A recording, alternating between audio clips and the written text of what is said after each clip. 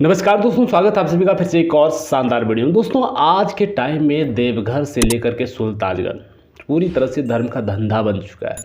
ऐसा हम इसलिए कह रहे हैं, जो व्यवस्था हमने देखी है, क्योंकि हमने अभी हाल में ही सुल्तानगंज से देवघर की यात्रा करी है। आप जो बरसों से सुनते आ रहे हैं कि सुल्तानगंज से देवघर जाएंगे, पैदल यात्रा करेंगे और आपके सारे पाप कट जाएंगे, तो ये चीज़ें आज के टाइम में कहीं भी देखने को नहीं मिलता है। हम आपको बातें शुरुआत से बताएंगे, सुल्तानगंज और देवघर की दोनों जगह की हकीकत बताएंगे कि वहाँ पर क्या आज के टाइम में हो रहा है और कैसा व्यवहार लोगों के साथ होता है। तो सबसे पहले जैसे ही आप सुल्तानगंज पहुँचते हैं, किसी भी माध्यम से, चाहे वो रेल हो, बस हो, टेम्पो हो, ऑटो, किसी भी माध्यम से पहुँचते हैं, तो आप अच्छे तरीके से वहाँ पर पहुँच जाएंगे।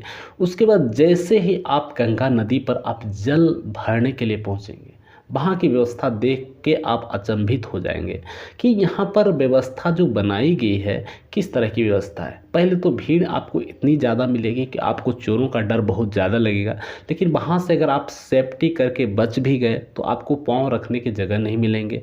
लोग एकदम धड़ासम धस भरे पड़ते हैं। उसके बाद अगर आप गंगा नहाने जाते हैं तो वहाँ पर भी इतनी ज़्यादा भीड़ होती है, श्रद्धालुओं की नहीं, पंडों की। अपंडे लोग इतने ज़्यादा की मात्रा में वहाँ पर चौकी लगा कर, बेड लगा कर इस तरह से रोजगार को फैलाया हुआ है कि श्रद्धालुओं के लिए जगह ही नहीं है। उसके बाद सबसे बड़ी रंगदारी आपको देखने को मिलती है पंडा का। पंडा लोग, वहाँ पर जो पंडित होते हैं, वहाँ किस तरह से रंगदारी करते हैं, तो रंगदारी वो इस तरह से करते हैं कि जब आप जल भरते हैं तो जल का आपको संकल्प कराना पड़ता है, ताकि भगवान शिव को चढ़ाएं तो संकल्प करके चढ़ाएं। ये एक छोटी सी प्रोसेस होती है जिसमें सभी श्रद्धालु भक्त श्रद्धा से करते हैं। लेकिन इसको करने के लिए पंडित लोग जो हैं मनमाना रकम वसूलते हैं। आप अगर अच्छे अमीर हैं, 500, 1000 रुपये, 100 रुपये, 200 रुपये आप संकल्प करने के लिए दे सकते हैं तो ठीक है। कम से कम आपको 100 रुपये देने की क्षमता है तो ठीक है।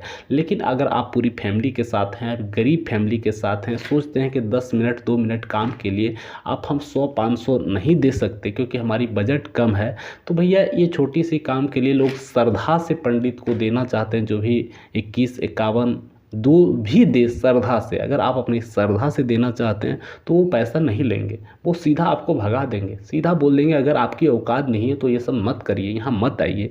ऐसी ऐसी बातें आपको सुनने को वहाँ पर मिलती है। तो हमने वहाँ पर जो व्यवस्था देखी है, गरीबों को किड़किड़ाते देखा है, लोगों को चिड़चिड़ाते देखा है, बाबा ले लीजिए हमारे पास उतने पैसे नहीं है।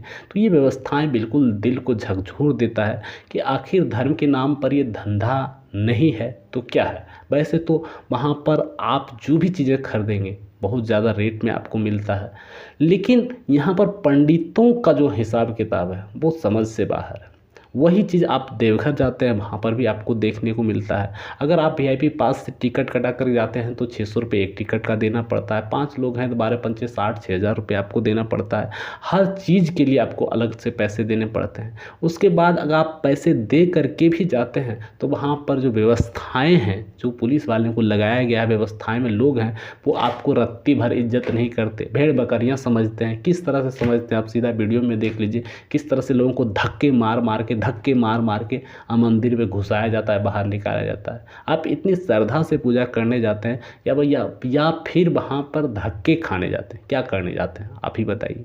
क्या इस तरह से भक्ति करके आप भगवान को पा रहे हैं, खुश हो रहे हैं, क्या करना चाह रहे हैं? तो इस पे हमें लगता है कि थोड़ी सी इन लोगों पर भी कंट्रोल होनी चाहिए। और ये जो मंदिर ट्रस्ट के लोग हैं या वहाँ के जो पंडित हैं, वो ऐसा इसलिए कर पाते हैं कि इन लोगों पर किसी का शिकंजा नहीं है। ये मनमानी तरीके से सुल्तानगंज से लेकर के देवघर तक अपना राज करते हैं। सरकार को भाई इस पर ध्यान देना चाहिए। और जो श्रद्धालु लोग जो भूखे प्यासे इतनी दूरी तय करते हैं, जो दूर से आते हैं, दूसरे राज्यों से आते हैं, दूसरे क्षेत्रों से आते हैं, उस पर थोड़ी सी उनकी दया दृष्टि भी होनी चाहिए। इस तरह से भेड़ बकरियों जैसा व्यवहार नहीं करना चाहिए। अगर आप इस व्यवस्था का हिस्सा बनना चाहते हैं तो आप क्यों करना चाहते हैं, ये चीज़ें हम आपसे जानना चाहेंगे। आप अपनी राय हमें कमेंट करके बताएं। हम अगर एक छोटी सी अंदाज लगाने की कोशिश करें, अगर 1 लाख लोग हर दिन देवघर या सुल्तानगंज पहुंचते हैं और एक व्यक्ति मिनिमम 500 रुपये का भी खरीदारी करता है तो इस शहर को 5 करोड़ रुपए का बिजनेस दे करके जाता है। मंदिर ट्रस्ट को करोड़ों रुपए हर दिन दे करके जाता है। आप जब वीआईपी टिकट की बात करेंगे 600 रुपये एक टिकट का बहुत होता है, लेकिन वहाँ पर देखेंगे 600 रुपये 6 रुपये के बराबर होता है। लोग धड़ल्ले से टिकट कटाते हैं, अंदर जाते हैं, और जो नहीं टिकट कटवा पाते हैं, जिनके पास पैसे नहीं होते, जिनको लगता है कि हम अपनी मेहनत से पूजा कर लेंगे, उसका ज़िंदगी तो ऊपर वाला ही बचाए। बीच रास्ते में उसे गस्त आ गया, बेहोशी आ गई, तो उसका जिम्मेदार कौन है? ये पुलिस वाले केवल लात मारने की कोशिश करते हैं। तो हमें लगता है कि भैया अगर आप इन सब व्यवस्थाओं को देखने के बाद भी वहाँ पर धक्के खाने जाने की हिम्मत रखते हैं तो इसमें आपको कोई नहीं बचा सकता। हमारी अपनी ये राय थी, पर्सनल राय थी। आपकी क्या राय है? कमेंट करके ज़रूर बताएं।